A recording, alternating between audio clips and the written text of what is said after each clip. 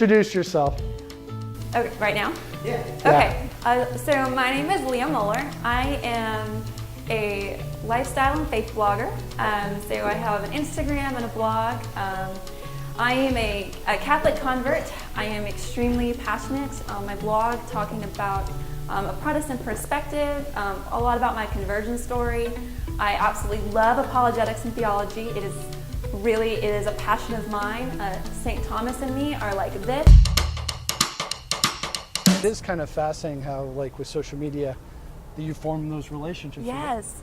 So it's so funny, in a world with so much social media, everyone feels so isolated. I think Catholics in particular feel extremely isolated all the time, like, well, I don't have any Catholic friends.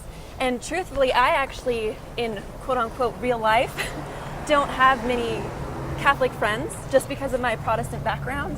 So my family's not, and so a lot of my connections I've created have honestly been through my social media, which is it's an incredible resource if used the right way. Exactly. And so that's one of the reasons why I wanted to tap into that community, honestly. That makes sense. Yeah. So you're not particularly pessimistic about social media, because it is funny, that pessimism about social media.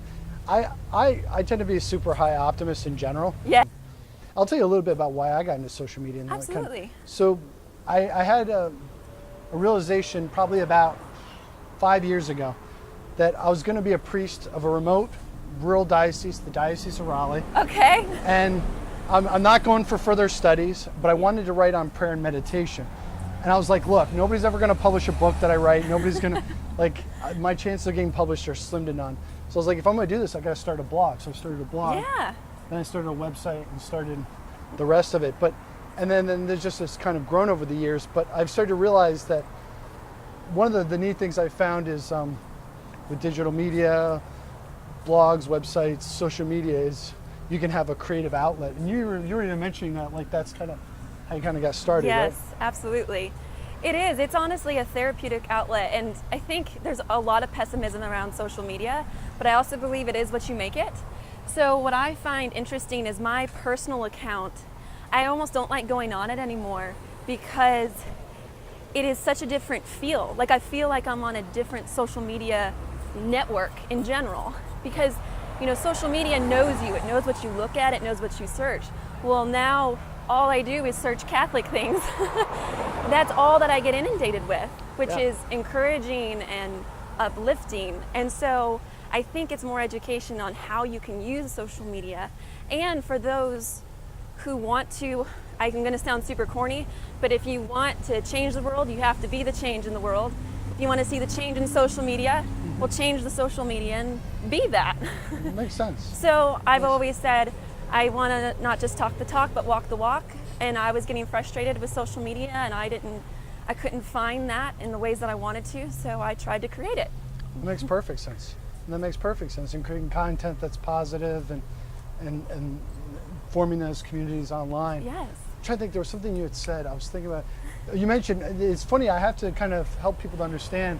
Yeah. A lot of times they think, like, you'll hear people complain that, oh, my feeds are, most of the times it's with Facebook, but I think the same could be said for Instagram. They're like, my feed is filled with negativity, with complaining. It's like, well, you have a say in that. It's true. Like, you can follow more positive people. And so let's try to go inside for a little bit. We were over there eating a little bit. Go in the beer shop. Yeah, let's go in the beer shop. That's why I got so confused. When I put this in my GPS, it gave me 1,000 different aviators. It said beer shop, smokehouse, and I was like, I don't know. And if there's like tap room, I didn't know which one was correct. Exactly. It's kind of funny like that. Yeah, they own this like whole block, and they're buying it up. They're gonna put in kids rides next now. But actually, the one brewery down the street does have kids games. So Mason Jar. Oh, that's right, because it changed. See, this was my first assignment. That's why we know this area so well. Okay. And he lives in Holly Springs. Oh, okay. Yeah, let's go in. So here's how it went down. I was told he worked in social media, and I like for a good day or two. Yeah, I was trying to figure out why you would pay somebody to do social media. But Matt was like, Matt was like, okay, yeah, he knows his stuff or whatever. Yeah. I didn't even know he did video at the time. And so I was like, well, let me give it a try. So I paid him 1 month. And at the end of the month, was it a month, I think? I had said, like, so what am I paying? And so over the months, we added stuff. He's like, oh, I can do this, I can do that. And So you'll be right in the back for you. I noticed on Instagram you mentioned wine.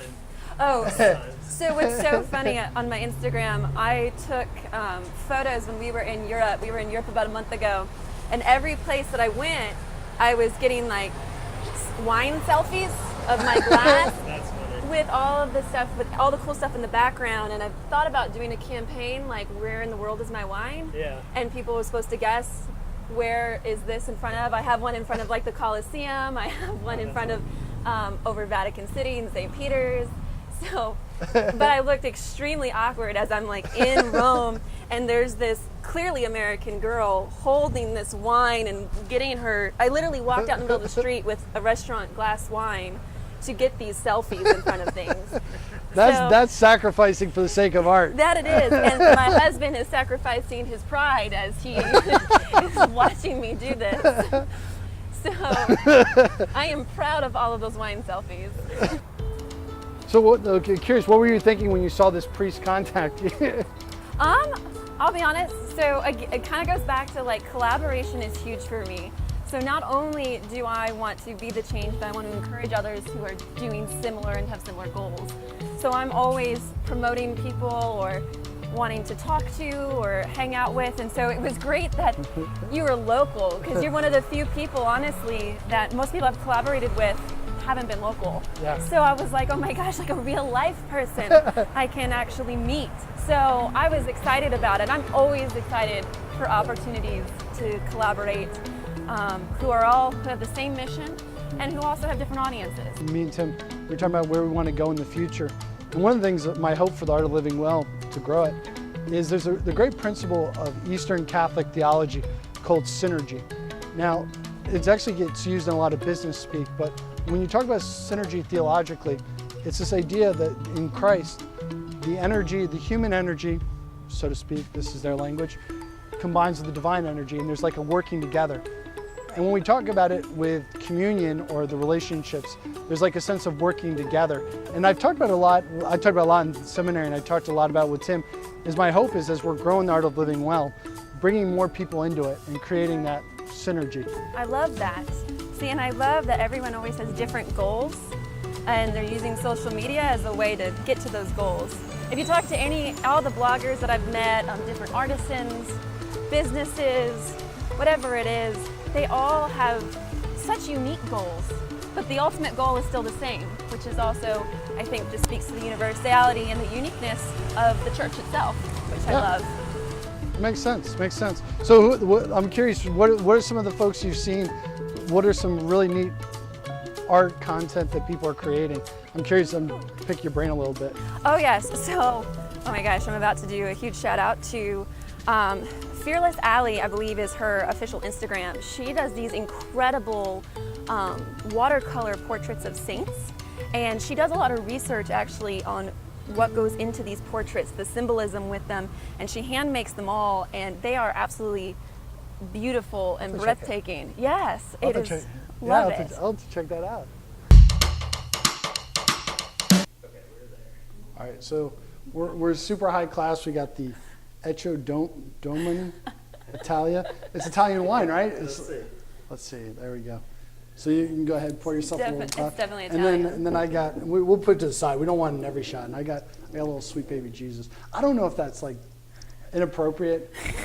If it's inappropriate, it's all Tim's fault. I saw we went in the beer shop and I saw it and thought it. I feel like I'm going to be judged with how much I pour, so Oh, I'm just, there we go. There you go.